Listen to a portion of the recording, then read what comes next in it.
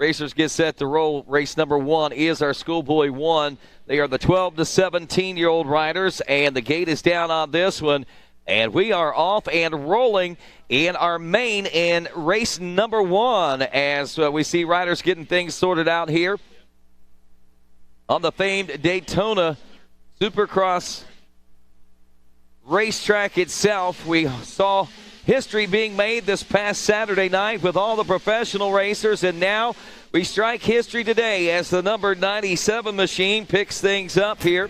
That is Noah Stevens coming into this out of Danbury, North Carolina on the KTM on the BJ Stevens Incorporated O'Neill FMF and MXR tire backed ride. He grabs the early lead in this one, and as we come into this one, he actually got a second place position as far as qualifiers are concerned, so he is considered to be one of the hot shoes as we roll into this one, Matt. Yeah, he's looked great all weekend long, Rodney. He's been on point. He's been out front. He's come through the pack. He's done a little bit of everything. But look at the conditions right now, Rodney. We're starting fresh. We've got clean track prep out there. This thing is as fast as it's going to be all day. And I got to tell you, this thing's going to heat up like an Arizona afternoon. No doubt about it. He's got plenty of company coming, though, Megawatt.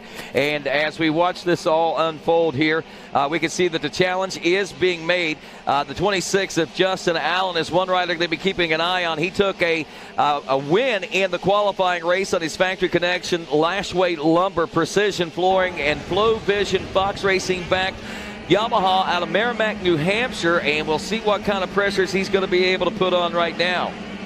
Right now, though, it's Logan Best in the number 2 spot. Best coming into this one with a 14th place finish. I don't think qualifiers necessarily treated him so well, but the start in this one has got him in a great position. There's no doubt about it.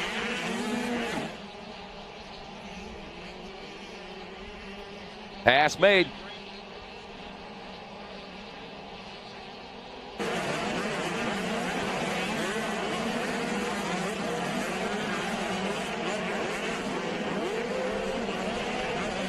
Oh, was that Stevens on the inside that might have laid that down?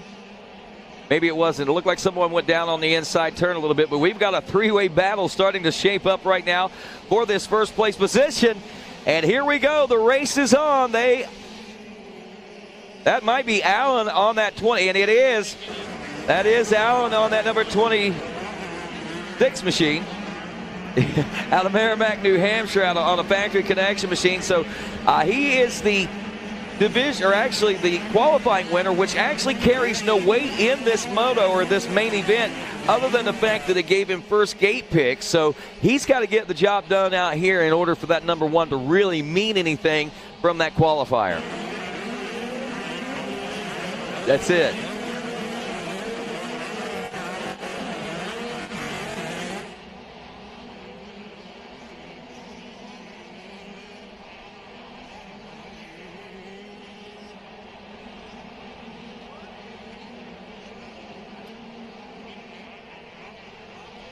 Well, I tell you, it's great seeing Best out front on this Yamaha. I remember when they introduced the Yamaha YZ65. If I'm not mistaken, I believe he may have been one of the first, if not the first champion at Loretta Lynn's. I know those are some memories that I have of that, but to see him growing through the ranks now to the Schoolboy 12 to 17-year-old class, it's great to see this 14-year-old.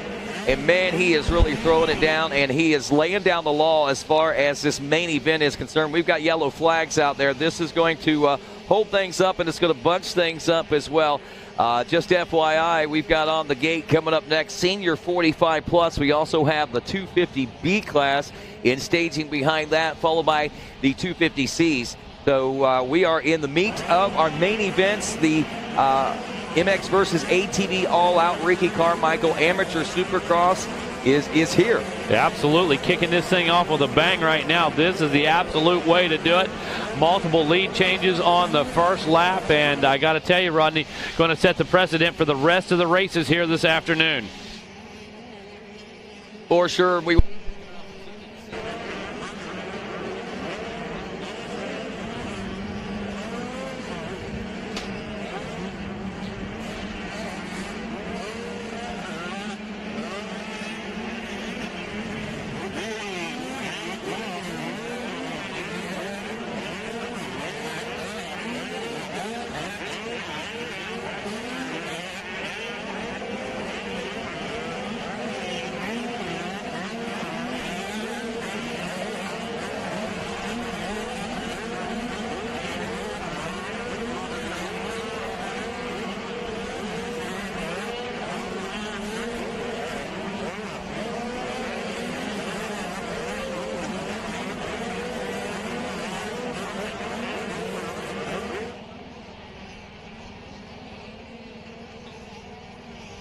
It absolutely has. And an interesting point behind that big group, second through fifth, those guys have kind of found their positions as well. And it seems like that battle is kind of lightened up, and we got a little bit of follow the leader on, which is a bit uncommon here at this stage in the race. We're on lap number 3, I believe.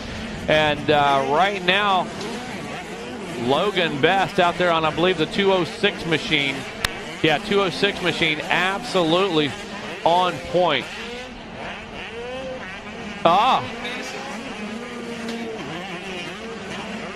Rodney, that come at the end of those caution flags there, and everybody kind of rolled it. I just moved over in, went inside of him, and picked up a spot at the end of that rhythm section right there.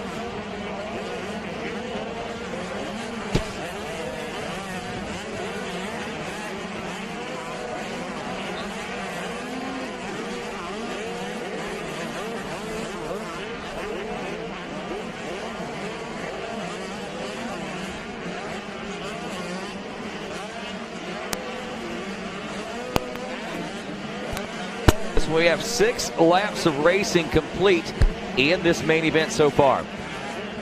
Well, 6 laps in, and I got to tell you, Rodney, we have seen a couple position changes. We saw a pass on lap number 1. Got our information up and rolling. I'll be able to keep you guys better up to date. But I've got to tell you, I'm impressed with the consistency right now of Best and the composure. Able to put himself in good position. Right now, the white flag is out, so 1 lap to go for Logan Best. And I have to tell you, very impressed with this guy's maturity and racecraft right now. Yeah, I tell you, Best he seems to rise to the occasion when it's necessary, and he proves it once again here at the RCSX. And man, he is really, I think, putting an exclamation point onto what he is doing here in the amateur ranks at this young age.